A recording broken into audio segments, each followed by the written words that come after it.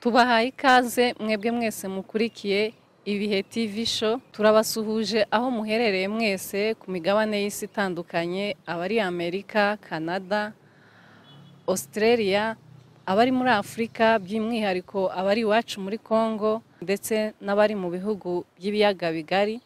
Turabaramukije kandi tubahaye ikaze ku Bihe TV show. Ngiye mubona hano kuri kamera, amazina nitwa Diane Nkunzi, kaba ndi umwe mu bagize timu y'abanyamakuru y'Ibihe TV show. Iwacu ni mu Mibunda aho bita mu Turambo. Ku bashobora kuba batuzi, ntekereza ko mwaba mwaratubonye muri Miss Murenge ndetse na Murenge Award. Aho muri Miss Murenge twari mu bateguye kiriya gikorwa ndetse tukaba twari dufitemo inshingano z'ubujaji. Miss Murenge nk'uko mwabibonye ni igikorwa cyiza cyadushimishije, by'umwihariko ku giti canje, cyane ko ndi umwe mu bagiriwe icyizere cyo kugitegura, tukaba twaragiteguye neza kikagenda neza.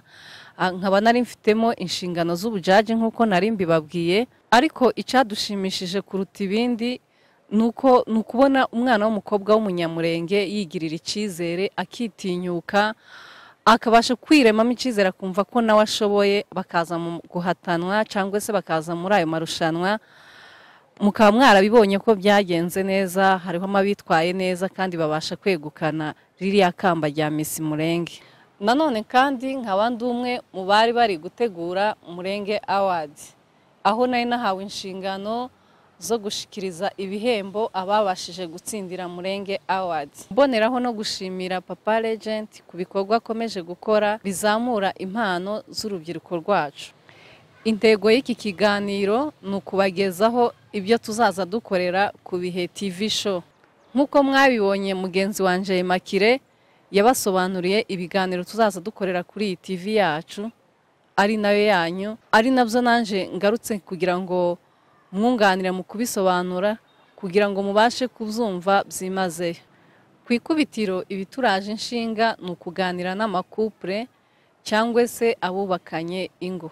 Nanone kandi nk'uko mugenzi wanje Imakire yabibasobanuriye, tuzigisha abadamu cyangwa se abamama uburyo bategurira abatware babo amafunguro ndetse n'imiryango yabo muri rusange, aho tuzarebera hamwe uko bateka, uko bakora amajisi, ba bandi bashaka kumenya uko bacumba hurure.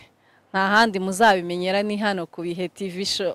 Nanone kandi kuri icano yacu tuzagenda tuhakorera ibiganiro bijanye n'imyidagaduro ndetse n'abafite ubuhamya muri yegerejwe kuri icano yacu, kugira ngo muzaze mutange ubuhamya, kugira ngo bubashe kubaka abandi bantu muri sosiyete. Tuzabigeraho ari uko dufatikanyije namwe. Muhawe ikaze rero kuri icano yacu.